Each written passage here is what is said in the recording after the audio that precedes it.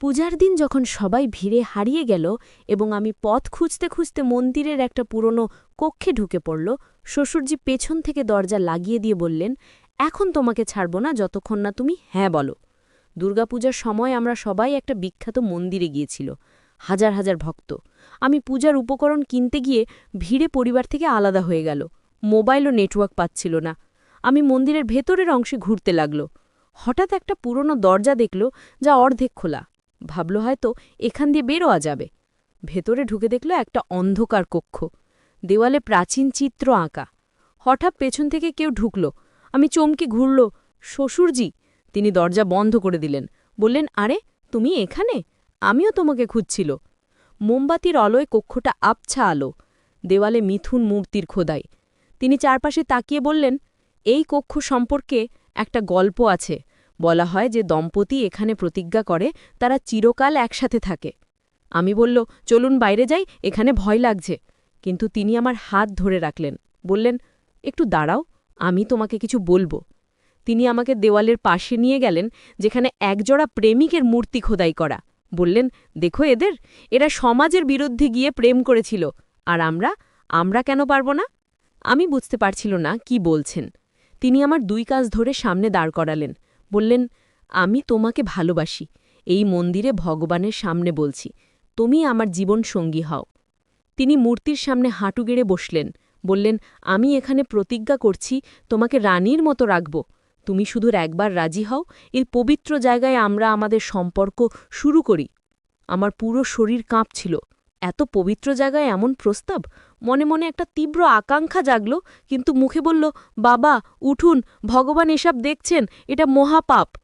এই গল্পটি সম্পূর্ণ শুনলে আপনাদের পানি অটোমেটিক বের হয়ে যাবে, সো যত দ্রুত সম্ভব হাতের কাছে টিস্যু নিয়ে বসে পড়ো। বিছানার চাদর যেন নষ্ট না হয় সেটা সম্পূর্ণ খেয়াল রাখার অনুরোধ জানিয়ে গল্পটি এখন শুরু করব। তার আগে সর্বশেষ অনুরোধ, দয়া করে এমন পানি বের করার গল্প নিয়মিত শুনতে আমাদের চ্যানেলটি সকলেই সাবস্ক্রাইব করুন। ধন্যবাদ। হ্যালো বন্ধুরা, আমার নাম অপূর্বা ঘোষ। আমার বয়স ৩৯ বছর। আমার স্বামীর নাম দেবব্রত ঘোষ, বয়স ৫২ বছর। আমাদের ৩ সন্তান, রাহুল, পূজা আর তানিয়া। রাহুল ১৮ বছর বয়সী, কলেজে পড়ে। পূজা ১৪ বছর বয়সী, নবম শ্রেণীতে পড়ে। তানিয়া ১০ বছর বয়সী, পঞ্চম শ্রেণীতে পড়ে। আমার শ্বশুর মানিক ঘোষ, বয়স ৭৭ বছর। তিনি অবসরপ্রাপ্ত সরকারি কর্মকর্তা। আমার শাশুড়ি ৭ বছর আগে মারা গেছেন, তারপর থেকে শ্বশুরজি আমাদের সাথেই থাকেন। এবার গল্পটা শুরু করছি। যেটা বলল প্রথমে, সেই ঘটনাটা আসলে পুরোপুরি সত্যি না। আমি বলছি কি হয়েছিল আসলে। ওই পূজার দিন আমি যখন দরজার সামনে দাঁড়িয়ে ভয় পেয়ে গেল, শ্বশুরজি আসলে বললেন একদম অন্য কথা। তিনি বললেন, অপূর্বা, আমি তোমাকে একটা গুরুত্বপূর্ণ কথা বলতে চাই। এই কক্ষটা আসলে একটা গুপ্ত ধনভাণ্ডারের প্রবেশপথ। আমার বাবা আমাকে বলে গিয়েছিলেন এই মন্দিরের রহস্যের কথা।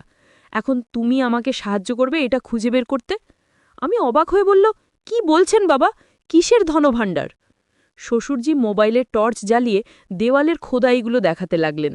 বললেন, দেখো এই চিত্রগুলো, এগুলো আসলে একটা ম্যাপ। আমার বাবা, মানে তোমার ঠাকুরদা, তিনি এই মন্দিরের পুরোহিত ছিলেন।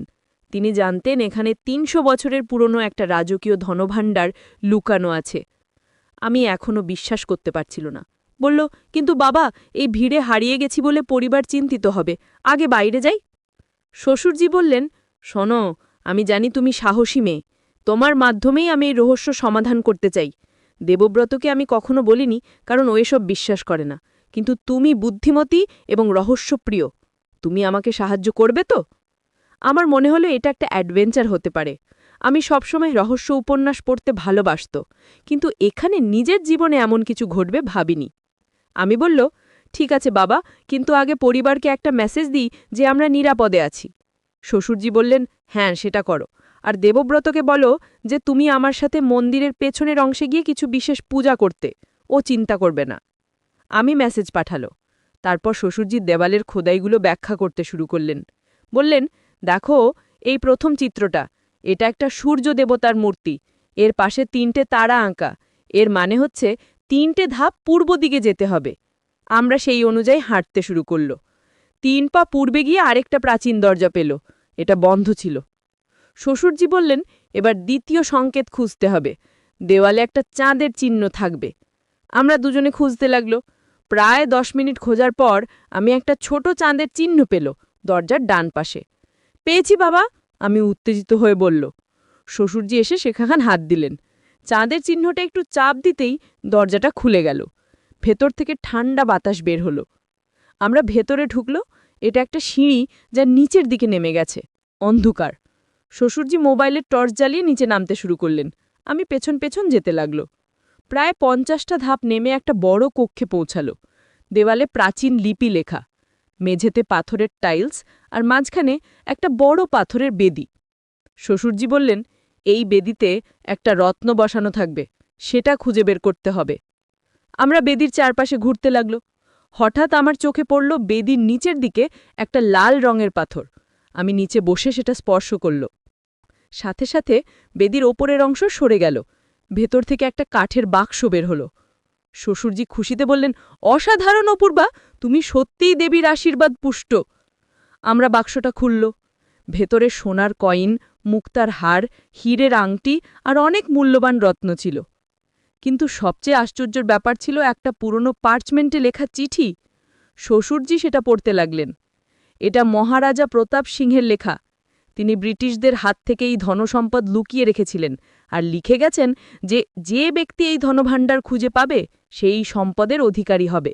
কিন্তু একটা শর্ত আছে, এই সম্পদ দিয়ে গরিব মানুষের সেবা করতে হবে। আমি বলল, তার মানে এই সম্পদ আমরা নিজেদের জন্য রাখতে পারবো না?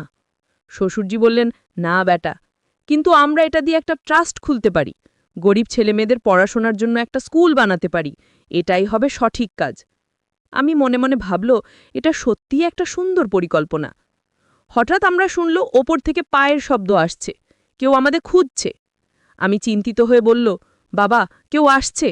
শ্বশুরজি তাড়াতাড়ি বাক্সটা আবার বেদির ভেতরে রাখল। বললেন, আপাতত এটা এখানেই থাকবে, আমরা পরে এসে নেব। প্রথমে বাইরে গিয়ে পরিবারকে আশ্বস্ত করি। আমরা তাড়াতাড়ি সিঁড়ি দিয়ে ওপরে উঠল। সে প্রথম কক্ষে ফিরে এসে দেখল দেবব্রত, রাহুল আর মন্দিরে পুরোহিত আমাদের খুঁজছে। দেবব্রত দেখেই বলল, মা, তুমি কোথায় ছিলে? আমরা এত চিন্তিত হয়ে গেছিল।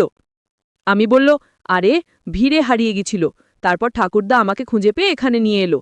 এটা মন্দিরের পুরনো অংশ, এখানে বিশেষ পূজা করাচ্ছিলেন। পুরোহিত বললেন, হ্যাঁ, এই অংশেই আমরা বিশেষ ভক্তদের নিয়ে আসি। রাহুল বলল, মা, তুমি ঠিক আছো তো? মোবাইল রিচ করছিল না। আমি বলল, হ্যাঁ বাবা, একদম ঠিক আছি, চলো এবার বাইরে যাই। আমরা সবাই মিলে বাইরে এলো। পূজা আর তানিয়া ছুটে এসে আমাকে জড়িয়ে ধরল। বলল, মা, আমরা ভয় পেয়ে গেছিল।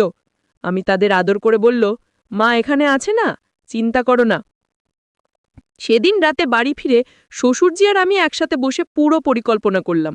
আমরা ঠিক করল যে পরের সপ্তাহে আবার মন্দিরে যাব, এবার প্রপার প্রস্তুতি নিয়ে সেই ধনভাণ্ডার বের করে আনব এবং একটা দাতব্য ট্রাস্ট খুলব। কিন্তু পরের সপ্তাহে যেটা ঘটল সেটা আমরা কখনো আশা করিনি।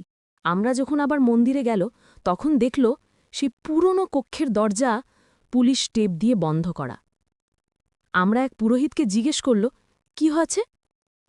তিনি বললেন, গতকাল রাতে কিছু চোর এখানে ঢুকার চেষ্টা করেছিল। আমরা পুলিশকে খবর দিয়েছি। এখন এই পুরনো অংশটা বন্ধ রাখা হয়েছে তদন্ত না শেষ হওয়া পর্যন্ত। আমরা একে অপরের দিকে তাকালো। এটা কাকতালীয় হতে পারে না, কেউ আমাদের সেদিন দেখে ফেলেছে নিশ্চয়ই। শ্বশুরজি চিন্তিত মুখে বললেন, অপূর্বা, আমরা যা করছিল সেটা ঠিক করছিল, কিন্তু এখন আমাদের সতর্ক হতে হবে। আমি বলল, হ্যাঁ বাবা, কিন্তু আমরা হাল ছাড়ব না, আমরা অন্য কোনো উপায় বের করব। পরের কয়েকদিন আমরা অপেক্ষা করল। শ্বশুরজি মন্দিরের কমিটির সাথে যোগাযোগ করলেন। তিনি যেহেতু আগের পুরোহিতের ছেলে, তাই তার একটা সম্মান আছে।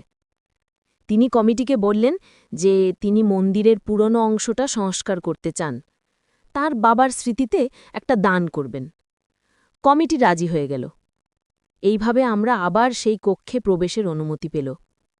এবার আমরা দিনের বেলায় গেল, কয়েকজন কারিগর সাথে নিয়ে, বলল দেয়াল সংস্কার করব। গোপনে আমরা সেই গোপন সিঁড়ির পথ খুঁজে বের করল আর সেই বাক্সটা উদ্ধার করল। কারিগররা কিছু বুঝতে পারল না, কারণ আমরা খুব সাবধানে কাজ করল। বাক্সটা বাড়িতে নিয়ে এসে আমরা পুরো সম্পদ গুনল। এর আনুমানিক মূল্য প্রায় ৫ করোড় টাকা।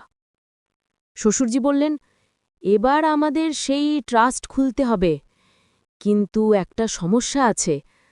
আমরা যদি হঠাৎ এত টাকার উৎস ব্যাখ্যা করতে না পারি, তাহলে আইনি জটিলতা হবে। আমি ভাবল, তারপর একটা আইডিয়া এলো।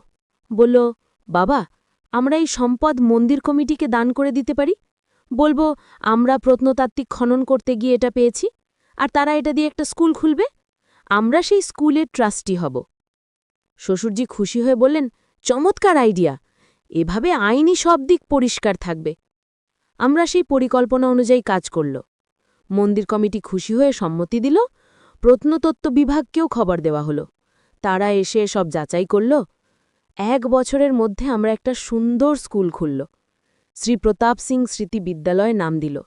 গরিব ছেলেমেয়েদের জন্য সম্পূর্ণ বিনামূল্যে পড়াশোনা, বই, ইউনিফর্ম সব দেওয়া হতো। আমার পরিবার সবাই এই প্রজেক্টে জড়িত হল। দেবব্রত অ্যাকাউন্ট সামলাত, রাহুল বড়দের টিউশন করাত, পূজা আর তানিয়া ছোটদের সাথে খেলত, গল্প বলত। কিন্তু আসল রহস্য এখানেই শেষ নয়। একদিন আমি স্কুলের লাইব্রেরি সাজাচ্ছিল, হঠাৎ একটা পুরনো বই থেকে একটা ছেঁড়া কাগজ পড়ল। সেটা তুলে পড়ল। এটা একটা চিঠি। লেখা আছে, যে ব্যক্তি এই ধনভাণ্ডার খুঁজে পাবে তাকে আরেকটা বার্তা দিচ্ছি। এই মন্দিরে আরও 2টো গোপন কক্ষ আছে। একটিতে আছে প্রাচীন পাণ্ডুলিপি, যা ভারতীয় ইতিহাসের অজানা অধ্যায় বলে। আরেকটিতে আছে একটা রহস্যময় যন্ত্র, যা স্বর্ণ শনাক্ত করতে পারে। খুঁজে বের করো। আমি হতবাক হয়ে গেলাম। মানে আমাদের অ্যাডভেঞ্চার এখনও শেষ হয়নি? সেদিন রাতে আমি শ্বশুরজিকে চিঠিটা দেখালাম। তিনি পড়ে চোখ বড় করে বললেন, এটা কোথায় পেলে? আমি বলল, স্কুল লাইব্রেরিতে একটা পুরনো বইয়ের ভেতর থেকে। শ্বশুরজি চিন্তিত মুখে বললেন, এটা আমার বাবার হাতের লেখা মনে হচ্ছে। মানে তিনি জানতেন এই রহস্যের কথা, কিন্তু আমাকে কখনো বলেননি পুরোটা। আমি বলল, তার মানে আমাদের আরও খোঁজাখুঁজি করতে হবে। পরের সপ্তাহান্তে আমরা আবার মন্দিরে গেল, এবার পুরো পরিবার সাথে। দেবব্রতকে আমরা পুরো ব্যাপারটা বলল। প্রথমে সে বিশ্বাস করতে পারল না, কিন্তু যখন সে চিঠি দেখালো, তখন সে রাজি হল সাহায্য করতে। রাহুল বলল, বাবা, এটা তো দারুণ, আমরা পুরো পরিবার মিলে একটা গোয়েন্দা টিম। পূজা বলল, মা, আমরাও সাহায্য করতে চাই। তানিয়ে লাফিয়ে বলল, হ্যাঁ হ্যাঁ, আমরাও যাব। আমি হেসে বলল, ঠিক আছে, সবাই যাবে, কিন্তু খুব সাবধানে থাকতে হবে। আমরা মন্দিরে গিয়ে সেই পুরনো কক্ষে ঢুকল। এবার আমরা পুরো কক্ষটা ইঞ্চি ইঞ্চি করে খুঁজতে শুরু করল। রাহুল দেওয়ালে হাত বোলাতে বোলাতে বলল, মা, এখানে একটা ফাঁকা জায়গা আছে মনে হচ্ছে। আমরা সবাই সেখানে গেল। সত্যি, দেওয়ালের একটা অংশ শব্দ করছে, যেন ফাঁকা। দেবব্রত বলল, এখানে কোনো সুইচ বা লিভার থাকবে। শ্বশুরজি মেঝে মাটরাতে লাগলেন। হঠাৎ একটা পাথর একটু নিচে চলে গেল তার চাপে। সাথে সাথে দেওয়ালটা খুলে গেল। পূজা আর তানিয়া ওয়াও বলে চিৎকার করে উঠল। ভেতরে একটা ছোট্ট কক্ষ, দেওয়ালে তাক বানানো, তাকে সারি সারি পুরনো পাণ্ডুলিপি রাখা, কিছু তামার পাতে লেখা, কিছু চামড়ায়, কিছু তালপাতায়। শ্বশুরজি সাবধানে একটা পাণ্ডুলিপি তুলে নিলেন, পড়তে লাগলেন। তারপর অবাক হয় বললেন, এটা প্রাচীন সংস্কৃতে। এখানে বলা হয়েছে যে এই অঞ্চলে একসময় একটা হারিয়ে যাওয়া সভ্যতা ছিল। তাদের নাম ছিল নাগবংশ। তারা অসাধারণ স্থপতি ছিল। দেবব্রত বলল, ইতিহাসে তো এরকম কোনো বংশের কথা নেই। শ্বশুরজি বললেন, হ্যাঁ, এটাই রহস্য। মনে হয় এই তথ্য ইচ্ছাকৃতভাবে লুকিয়ে রাখা হয়েছিল। আমি আরেকটা পাণ্ডুলিপি খুলল। এটাতে একটা মানচিত্র আঁকা। মানচিত্রে দেখানো হয়েছে এই মন্দিরের নিচে একটা বিশাল ভূগর্ভস্থ শহর আছে। বাবা, দেখো এটা। আমি সবাইকে ডাকল। সবাই মানচিত্রটা দেখে স্তব্ধ হয়ে গেল। রাহুল বলল, মানে এই মন্দিরের নিচে পুরো একটা শহর লুকানো? শ্বশুরজি বললেন, মনে হচ্ছে তাই। আর চিঠিতে যে রহস্যময় যন্ত্রের কথা বলা হয়েছিল, সেটাও ওই শহরে থাকতে পারে। আমি বলল, কিন্তু আমরা কিভাবে সেখানে যাব? দেবব্রত মানচিত্রটা ভালো করে দেখে বলল, এই মানচিত্র অনুযায়ী মূল মন্দিরের গর্ভগৃহের নিচে একটা প্রবেশপথ আছে। শ্বশুরজি বললেন, কিন্তু গর্ভগৃহে তো সবসময় পুরোহিত থাকে, আর সেখানে খড়াখড়ি করা অসম্ভব। আমরা সবাই চিন্তিত হয়ে পড়ল।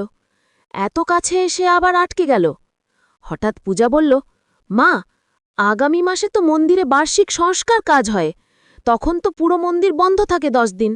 আমি খুশি হয়ে বলল, দারুণ আইডিয়া বাবা, তখন আমরা কাজ করতে পারব। শ্বশুরজি বললেন, ঠিক আছে, তবে আমাদের মন্দির কমিটির অনুমতি নিতে হবে। আমি বলবো যে আমরা গর্ভগৃহের মেঝে পরীক্ষা করতে চাই, কোনো ক্ষতি আছে কিনা। পরের মাসে সংস্কার শুরু হলো। আমরা একটা ছোট্ট টিম নিয়ে গর্ভগৃহে ঢুকল। মানচিত্র অনুযায়ী মেঝের একটা নির্দিষ্ট পাথর সরাতে হবে। আমরা সেই পাথরটা খুঁজে পেল। এটা অন্যগুলোর থেকে একটু বড়, ওপরে একটা ত্রিশূলের চিহ্ন খোদাই করা। দেবব্রত আর রাহুল মিলে পাথরটা সরানোর চেষ্টা করল। প্রথমে নড়ল না। তারপর শ্বশুরজি এসে একসাথে চাপ দিলেন। পাথরটা ধীরে ধীরে সরে গেল। নিচে একটা সিঁড়ি দেখা গেল, আধার সিঁড়ি, অনেক নিচে যাচ্ছে। আমি বলল, এবার আমাদের সত্যি প্রস্তুত হতে হবে। কে কে যাবে? শ্বশুরজি বললেন, আমি, তুমি আর দেবব্রত যাব। রাহুল, তুমি ওপরে থাকবে, যদি কোনো সমস্যা হয় তাহলে সাহায্য নিয়ে আসবে। রাহুল একটু মন খারাপ করে বলল, ঠিক আছে বাবা। পূজা আর তানিয়া তো বাড়িতেই ছিল, তাদের এনিওয়ে এমন বিপজ্জনক জায়গায় নেওয়া যায় না। আমরা 3 জন টর্চ, দড়ি, পানির বোতল আর প্রাথমিক চিকিৎসার বক্স নিয়ে সিঁড়ি দিয়ে নামতে শুরু করল। প্রায় 200 ধাপ নেমে আমরা একটা সুড়ঙ্গে পৌঁছল। সুড়ঙ্গটা বেশ চওড়া, দুপাশে পাথরের দেওয়াল, ছাদ খুব উঁচু। আমরা টর্চ জ্বালিয়ে এগোতে লাগল। প্রায় 15 মিনিট হাঁটার পর একটা বিশাল হলে পৌঁছল। এই হলটা দেখে আমাদের চোখ ছানাবড়া হয়ে গেল। এত বড় হল, কমপক্ষে একটা ফুটবল মাঠের সমান। ছাদে পাথরের খিলান, দেওয়ালে সুন্দর খোদাই। মাঝখানে একটা বিশাল পাথরের মূর্তি, একজন রাজার মূর্তি মনে হচ্ছে। হাতে একটা অদ্ভুত যন্ত্র ধরা। শ্বশুরজি কাছে গিয়ে মূর্তিটা পরীক্ষা করলেন। বললেন, এটা নাগবংশের শেষ রাজা নাগার্জুনের মূর্তি হতে পারে, আর হাতে যেটা আছে সেটাই হয়তো সেই রহস্যময় যন্ত্র। দেবব্রত বলল, কিন্তু আমরা সেটা কিভাবে নেব? আমি মূর্তির চারপাশে ঘুরে দেখলাম। পেছনের দিকে একটা লিভার দেখতে পেলাম। বলল, এখানে একটা লিভার আছে। শ্বশুরজি বললেন, সাবধানে টানো, কোনো ফাঁদ থাকতে পারে।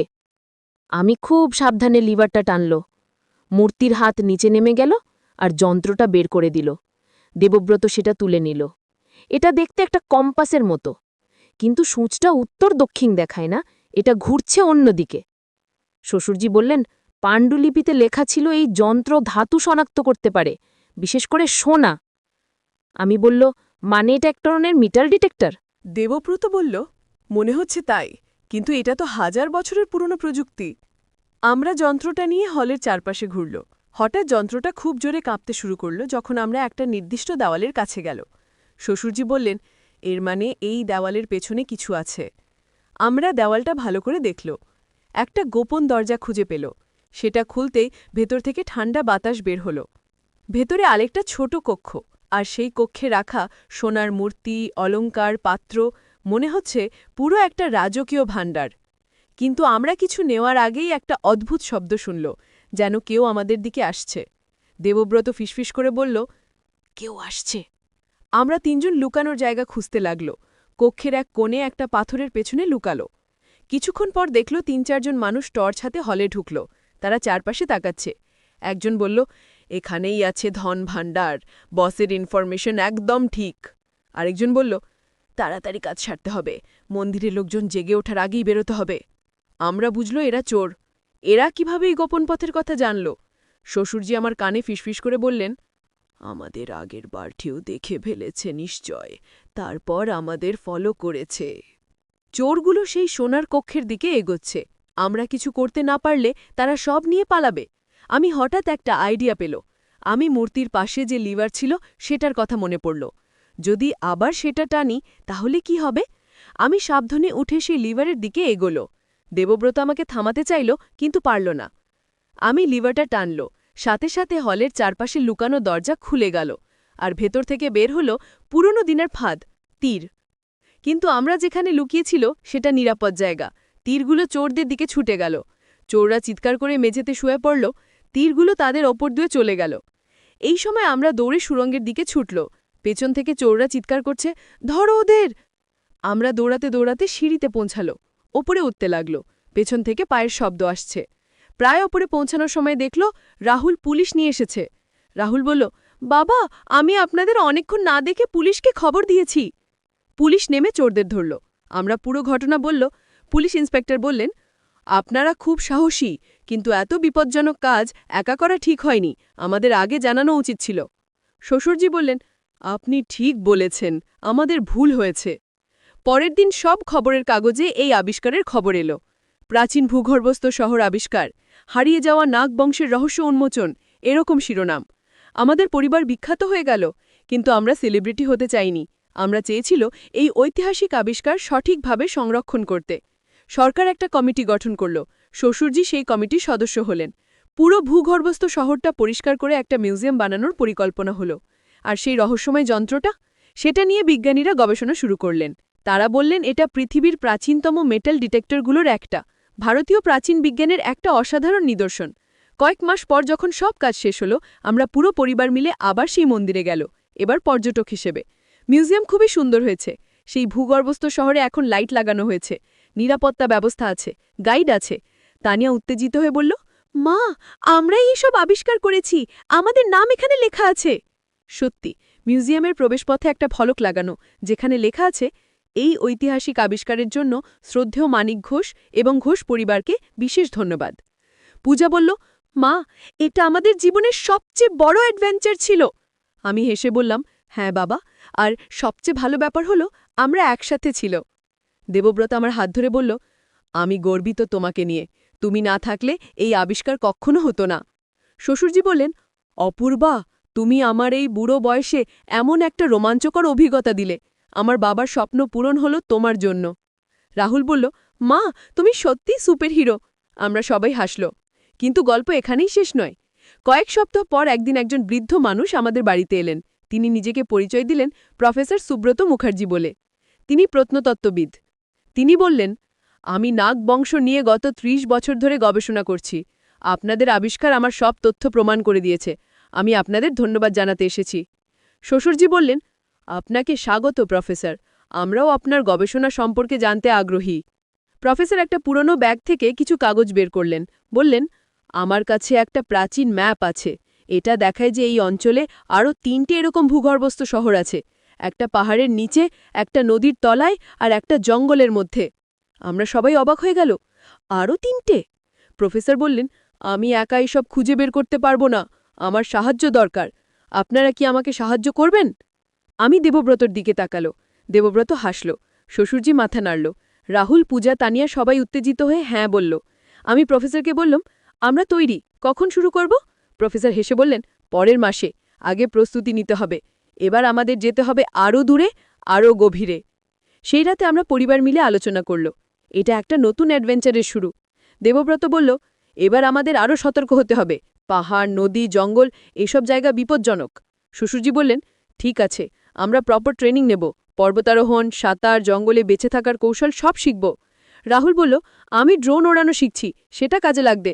পূজা বলল, আমি ফটোগ্রাফি শিখব, সব ডকুমেন্ট করব। তানিয়া বলল, আমি কি করব? আমি তানিয়াকে জড়িয়ে ধরে বললাম, তুমি আমাদের লাকি চার্ম, তুমি শুধু আমাদের সাথে থাকবে।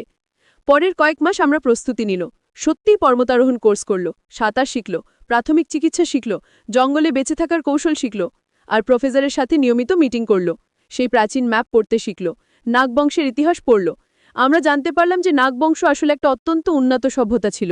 তারা স্থাপত্য, ধাতুবিদ্যা, জ্যোতির্বিজ্ঞানে অসাধারণ পারদর্শী ছিল। তারা ভূগর্ভস্থ শহর তৈরি করত প্রাকৃতিক দুর্যোগ থেকে বাঁচার জন্য। কিন্তু প্রায় ৫০০ বছর আগে তারা হঠাৎ অদৃশ্য হয়ে যায়। কেউ জানে না কেন। কিছু মানুষ বলে একটা মহামারী হয়েছিল, কিছু মানুষ বলে তারা অন্য কোথাও চলে গিয়েছিল। এই রহস্যের উত্তর হয়তো সেই ৩টে শহরে আছে। অবশেষে যাওয়ার দিন এলো। আমরা একটা টিম তৈরি করল। আমাদের পরিবার, প্রফেসর, ২জন স্থানীয় গাইড, একজন প্রত্নতত্ত্ববিদ, একজন ভূতত্ত্ববিদ, একজন ডাক্তার। প্রথম যাব পাহাড়ে। সেখানে নাকি একটা গুহার ভেতরে শহর লুকানো। আমরা জিপ নিয়ে রওনা হলো। প্রায় ৮ ঘন্টা যাত্রা। পথে অনেক সুন্দর দৃশ্য দেখল, পাহাড়, ঝর্ণা, চা বাগান। সন্ধেয় পৌঁছাল একটা ছোট্ট গ্রামে। সেখানে একটা গেস্ট হাউসে রাত কাটালো। পরের দিন সকালে শুরু হলো ট্রেকিং। প্রায় 5 ঘন্টা পাহাড়ে উঠতে হলো, কঠিন পথ, কিন্তু আমরা হাল ছাড়ল না। অবশেষে পৌঁছালো সেই গুহাতে। বাইরে থেকে দেখতে খুব সাধারণ, কিন্তু ভেতরে ঢুকে দেখল এটা অনেক গভীরে যাচ্ছে। প্রফেসর ম্যাপ দেখে বললেন, এই গুহার ভেতরে প্রায় 2 কিলোমিটার গেলে আমরা শহরে পৌঁছাবো। আমরা হেডল্যাম্প লাগিয়ে ভেতরে ঢুকল। গুহার ভেতরটা ঠান্ডা এবং স্যাঁতসেঁতে, মাঝে মাঝে খুব সরু পথ, কখনো বা প্রশস্ত হল। প্রায় 2 ঘন্টা হাঁটার পর একটা চমৎকার দৃশ্য দেখল। গুহার ভেতরে একটা ভূগর্ভস্থ হ্রদ, পানি একদম ছোটছাচ্ছ, ছাদ থেকে ঝুলছে স্ট্যালাকটাইট। তানিয়া বলল, মা, এটা দেখতে রূপকথার মতো। প্রফেসর বললেন, এই হ্রদের ওপারেই আমাদের গন্তব্য। কিন্তু হ্রদ পার হওয়ার কোনো নৌকো নেই। আমরা চিন্তিত হয়ে পড়ল।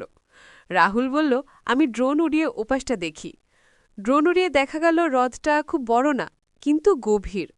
ওপারে একটা পাথরের ঘাট দেখা যাচ্ছে। দেবব্রত বলল, আমরা ইনফ্লেটেবল বোট এনেছি, সেটা দিয়ে পার হতে পারব। আমরা বোট ফুলিয়ে তৈরি করল, তারপর ব্যাচ ব্যাচ করে সবাই পার হলো।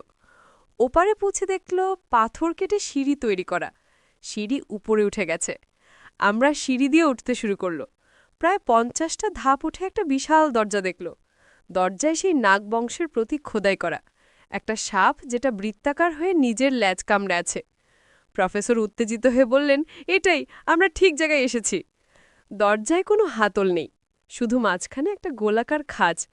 শ্বশুরজি আগের যন্ত্রটা বের করলেন, বললেন, দেখি এটা কাজ করে কিনা। তিনি যন্ত্রটা সেই খাঁজে বসালেন। Perfect fit. তারপর ঘড়ির কাঁটার দিকে ঘোরালেন। দরজা থেকে একটা মৃদু শব্দ এলো। তারপর ধীরে ধীরে দরজা খুলে গেল। ভেতরটা অন্ধকার। আমরা টর্চ জ্বালিয়ে ভেতরে ঢুকল। সামনে একটা পুরো শহর, পাথরের ঘরবাড়ি, রাস্তা, চত্বর, সবকিছু এত সুন্দর করে সাজানো, যেন সবাই একদিন হঠাৎ উধাও হয়ে গেছে। ডাক্তার বললেন, বাতাসটা পরিষ্কার আছে, শ্বাস নিতে সমস্যা হবে না। আমরা শহরের ভেতরে ঢুকল। প্রথম যে জিনিসটা চোখে পড়ল সেটা একটা বিশাল প্রাসাদ, মাঝখানে একটা চত্বর, তার চারপাশে স্তম্ভ। প্রফেসর বললেন, এটাও রাজার প্রাসাদ হবে, চলো ভেতরে যাই। প্রাসাদে ঢুকে দেখল দেয়ালে সুন্দর মিউরাল আঁকা। এতে দেখানো হয়েছে নাগবংশের মানুষজন কিভাবে বসবাস করত, তাদের উৎসব, যুদ্ধ, কৃষিকাজ, সব। একটা ঘরে অনেক পাণ্ডুলিপি পেল। প্রফেসর সেগুলো দেখে বললেন, এসব অমূল্য, এখানে নাগবংশের পুরো ইতিহাস লেখা আছে। আমরা আরও ভেতরে গেল। একটা ঘরে একটা মানচিত্র পেল, যেটা পুরো ভারতবর্ষ দেখাচ্ছে। সেখানে চিহ্নিত করা আছে মোট 7টা শহর। প্রফেসর অবাক হয়ে বললেন, 7টা? আমি তো শুধু 4টার কথা জানতাম। হঠাৎ একটা অদ্ভুত আওয়াজ শুনল, যেন কেউ চলাখেলা করছে। আমরা সতর্ক হয়ে গেলাম। দেবব্রত ফিসফিস করে বলল, সবাই সাবধান, কিছু একটা আছে। আমরা ধীরে ধীরে শব্দের দিকে গেল। একটা অন্ধকার করিডর, সেখান থেকে শব্দ আসছে। হঠাৎ আমাদের সামনে একজন বৃদ্ধ মানুষ এসে দাঁড়ালেন। তার চেহারা ধুলোয় ঢাকা, পোশাক ছেঁড়া। তিনি আমাদের দেখে বললেন, তোমরা কারা? এত বছর পর কেউ এলো? আমরা অবাক হয়ে গেল, এখানে একজন মানুষ থাকে? প্রফেসর সামনে গিয়ে বললেন, আমরা প্রত্নতত্ত্ববিদ, আমরা নাগবংশ নিয়ে গবেষণা করছি। আপনি কে? আপনি এখানে কতদিন আছেন? বৃদ্ধ মানুষটা বললেন, আমার নাম নাগেন্দ্র, আমি এই শহরের শেষ রক্ষক। আমার পূর্বপুরুষেরা এই দায়িত্ব পালন করে এসেছেন প্রজন্মের পর প্রজন্ম। আমি বলল, কিন্তু আপনি এখানে কিভাবে বেঁচে আছেন? নাগেন্দ্র বললেন, এই শহরে একটা ভূগর্ভস্থ খামার আছে, সেখানে আলো আসে উপরের ফাটল দিয়ে। আমি সেখানে সবজি চাষ করি। হ্রদে মাছ আছে, পানি পরিষ্কার, আমার বেঁচে থাকার জন্য যথেষ্ট। প্রফেসর বললেন, কিন্তু কেন কেন আপনি এখানে একা থাকছেন? নাগেন্দ্র বললেন, আমার কাজ এই শহরের রহস্য রক্ষা করা, কিন্তু এখন আমি বুড়ো হয়ে গেছি, আমার কোনো সন্তান নেই, আমার পরে কেউ থাকবে না এই দায়িত্ব নিতে। তিনি আমাদের দিকে তাকিয়ে বললেন, তোমরা ভালো মানুষ মনে হচ্ছে, আমি তোমাদের সব দেখাবো, কিন্তু প্রতিজ্ঞা করো তোমরা এই শহরের ক্ষতি করবে না। শ্বশুরজি বললেন, আমরা প্রতিজ্ঞা করছি, আমরা এই ঐতিহ্য সংরক্ষণ করতে চাই। নাগেন্দ্র আমাদের নিয়ে পুরো শহর ঘুরে দেখালেন। তিনি দেখালেন কিভাবে নাগবংশের মানুষরা ভূগর্ভস্থ সৌরশক্তি ব্যবহার করত, কিভাবে তারা পানি পরিশোধন করত, কিভাবে তারা রোগ নিরাময় করত। এই সব জ্ঞান মানব সভ্যতার চেয়ে উন্নত। তিনি আমাদের একটা গোপন বল্টে নিয়ে গেলেন। সেখানে রাখা আছে নাগবংশের সব জ্ঞানের বই, চিকিৎসা, স্থাপত্য, ধাতুবিদ্যা, জ্যোতির্বিজ্ঞান, সব বিষয়। প্রফেসর কাঁদতে লাগলেন খুশিতে, বললেন, এটা মানব সভ্যতার জন্য অমূল্য সম্পদ। নাগেন্দ্র বললেন, আমি জানতাম একদিন সঠিক মানুষ আসবে, তোমরা এসেছ, এখন আমার কাজ শেষ। তিনি একটা প্রাচীন রিং আমার হাতে দিলেন। বললেন, এটা নাগবংশের রাজমুকুটের রত্ন। যার কাছে এটা থাকবে সে হবে এই সব শহরের রক্ষক। আমি তোমাকে এই দায়িত্ব দিয়ে যাচ্ছি। আমি বলল, কিন্তু আমি তো সাধারণ একজন গৃহিণী। নাগেন্দ্র হাসলেন, বললেন, তুমি সাধারণ না, তুমি সাহসী, বুদ্ধিমতী এবং পরিবারের জন্য সব কিছু করতে পারো। তোমার মতো মানুষ দরকার এই দায়িত্বের জন্য। সেদিন রাতে আমরা সেই শহরেই থাকল। নাগেন্দ্র আমাদের জন্য খাবার বানিয়ে দিলেন, প্রাচীন রেসিপি অনুযায়ী, খুবই সুস্বাদু। রাতে যখন সবাই ঘুমিয়ে পড়ল, আমি একা বাইরে বের হলো। শহরের চত্বরে দাঁড়িয়ে চারপাশে তাকালাম। এই শহর যে কত মানুষের স্বপ্ন ছিল, কত পরিশ্রম করে তারা এটা তৈরি করেছিল, আর এখন আমার হাতে এই সব কিছু রক্ষা করার দায়িত্ব। দেবব্রত এসে আমার পাশে দাঁড়ালো, বলল, কি ভাবছ? আমি ভাবছি আমরা কত ছোট্ট একটা জীবন থেকে এত বড় একটা দায়িত্ব পেয়ে গেল। দেবব্রত আমার হাত ধরল, বলল, আমরা একসাথে আছি, একসাথেই দায়িত্ব পালন করব। পরের দিন সকালে আমরা ফিরে যাওয়ার প্রস্তুতি নিল। নাগেন্দ্র বললেন তিনিও আমাদের সাথে যাবেন, তিনি এখন বাইরের পৃথিবী দেখতে চান। আমরা সবাই মিলে সেই পথ দিয়ে ফিরে এলো। নাগেন্দ্রকে প্রথম সূর্যের আলো দেখে খুব খুশি লাগল। তিনি বললেন, প্রায় ৩০ বছর হয়ে গেছে আমি সূর্য দেখিনি। আমরা তাকে গ্রামের গেস্ট হাউসে নিয়ে এলো। সেখানে তাকে ভালো খাবার, পরিষ্কার কাপড়, ডাক্তারি চেকআপ করালো। পরের সপ্তাহে আমরা শহরে ফিরে এলো। নাগেন্দ্র আমাদের সাথে এলেন, তিনি আমাদের বাড়িতে থাকবেন বলে ঠিক করলেন। শ্বশুরজি খুব খুশি হলেন, বললেন, আমার একজন সঙ্গী হলো। আমরা সরকারকে পুরো ব্যাপারটা জানালো। তারা আবার একটা কমিটি গঠন করল। সেই পাহাড়ি শহরটাকেও মিউজিয়াম বানানোর পরিকল্পনা হলো। কিন্তু নাগেন্দ্রের পরামর্শে আমরা ঠিক করল কিছু অংশ গোপন রাখব। যেসব জায়গায় অতি মূল্যবান জ্ঞান আছে সেগুলো শুধু নির্বাচিত বিজ্ঞানীরা দেখতে পারবেন। আগামী মাসে আমরা যাব দ্বিতীয় শহরে, সেটা নাকি নদীর তলায়। নাগেন্দ্র বলছেন সেই শহরে আছে জলের নিচে শ্বাস নেওয়ার প্রাচীন প্রযুক্তি।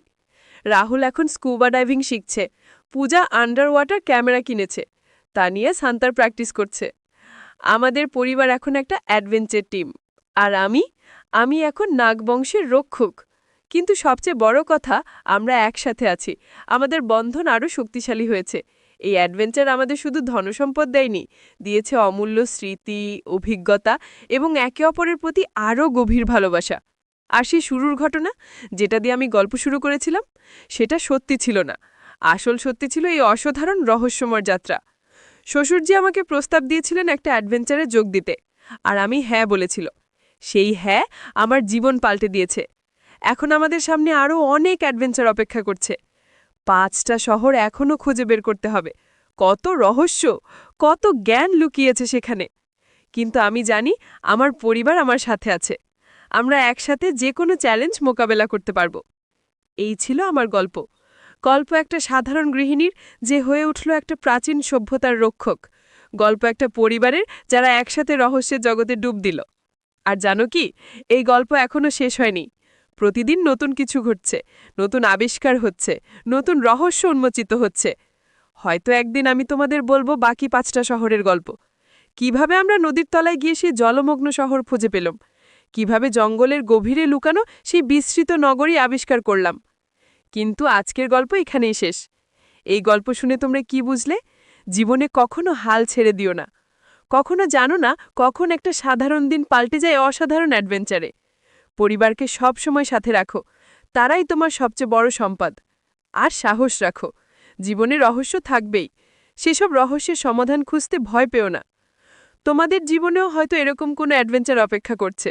শুধু চোখ কান খোলা রাখো আর প্রস্তুত থাকো। ভালো থেকো সবাই, আবার দেখা হবে নতুন কোনো গল্পে, নতুন কোনো অ্যাডভেঞ্চারে।